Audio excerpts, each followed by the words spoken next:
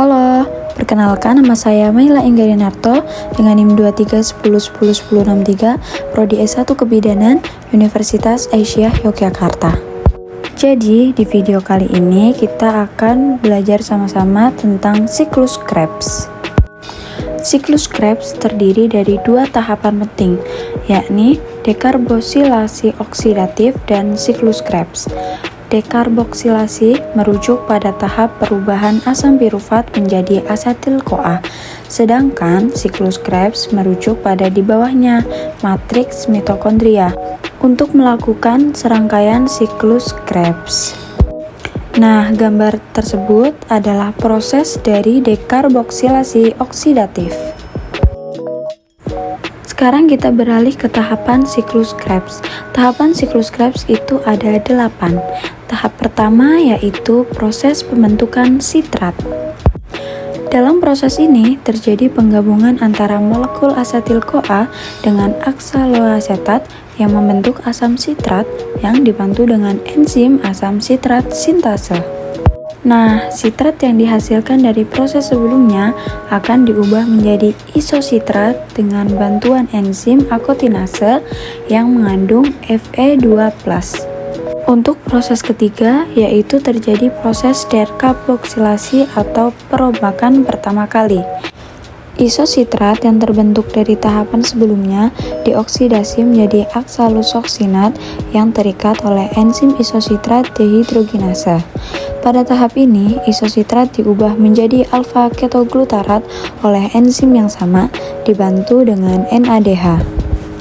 Untuk tahap keempat, terjadi proses pengubahan alfa-ketoglutarat menjadi suksinil-CoA oleh enzim alfa-ketoglutarat kompleks dan proses oksidasi. Tahapan kelima, kemudian suksinil-CoA diubah menjadi suksinat.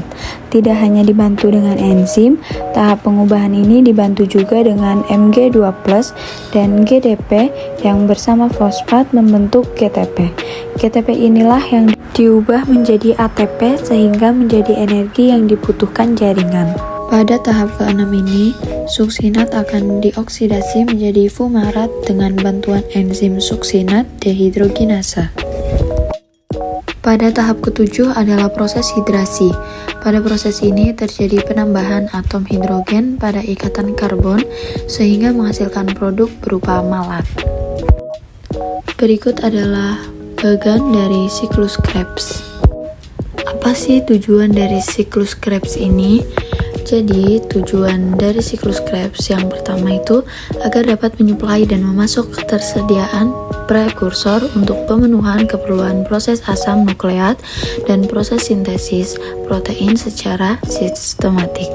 Yang kedua itu agar mampu memproduksi CO2 dengan proses oksidasi glukosa dengan jumlah yang relatif besar.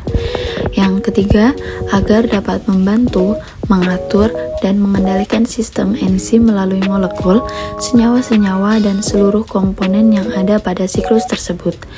Dan yang terakhir, yaitu agar mampu memproduksi beberapa koenzim yang dapat mengatur dan menjalankan sistem pernapasan yang berkaitan dengan ketersediaan adenosis trifosfat atau yang biasa kita sebut ATP. Adapun fungsi dari siklus Krebs.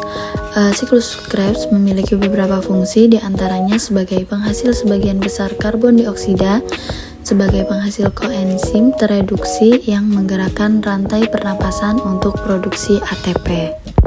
Sementara itu, di mana sih siklus Krebs itu berlangsung? Jadi, siklus Krebs berlangsung di dalam matriks mitokondria secara anaerob, dikatalis oleh enzim-enzim antara lain yaitu enzim sitrat sintetes dan dehidrogenase. Mungkin cukup sekian penjelasan dari saya. Mohon maaf apabila banyak kekeliruan. Terima kasih. Wassalamualaikum warahmatullahi wabarakatuh.